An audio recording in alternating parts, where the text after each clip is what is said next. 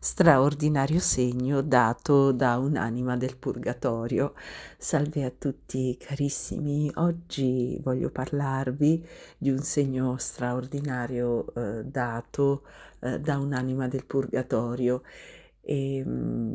Dunque, la cosa che mi emoziona di più è che questo racconto mi è stato fatto da una mia carissima amica, quindi per me oggi è particolarmente commovente e toccante, insomma, parlarvi di questo straordinario episodio. Ebbene, questa mia amica carissima ha purtroppo da poco perso la sua adorata mamma. Proprio l'altro giorno la mia amica stava, ascoltando della musica, intenta un po' a sfaccendare per casa e mentre ascoltava, la musica ha iniziato a dialogare con sua madre dicendo: "Mamma, mi manchi, sei qui con me, vero mamma?"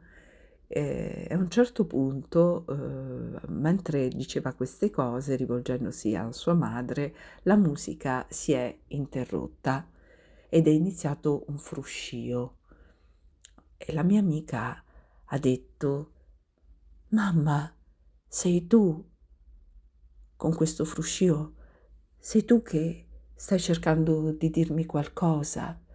Se ci sei, mamma, se adesso tu sei vicino a me, dammi un segno, dammi un segnale da cui io possa capire che tu ci sei, che sei vicino a me." A un certo punto la mia amica ha ricevuto un messaggio sul telefonino, una buonanotte sotto forma di immagine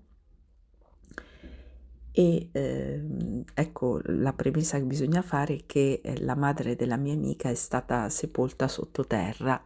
Ebbene, questa immagine che potete vedere, qui insomma dal anche voi insomma che avete davanti a voi, questo messaggio di buonanotte che gli è arrivato sul telefonino proprio mentre la mia amica chiedeva alla madre un segno della sua presenza.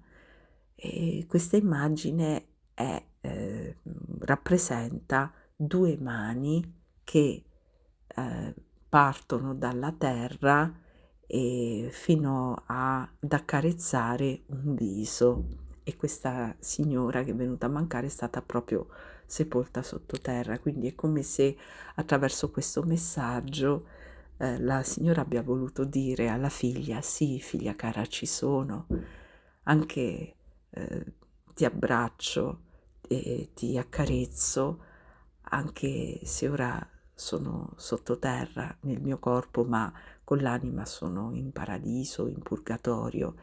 Ed ecco le mie mani ora, come allora, continuano a protendersi verso di te, anche sottoterra si stendono verso di te e ti accarezzano il viso."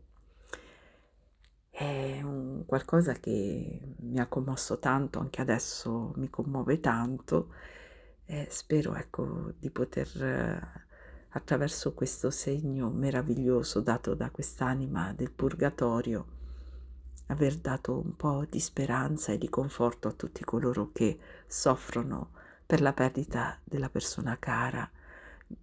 Loro continuano a essere con noi, a manifestarci a loro modo la loro vicinanza, il loro affetto nei nostri confronti che non è mai cambiato perché l'amore è più forte della morte. Grazie carissimi per l'attenzione.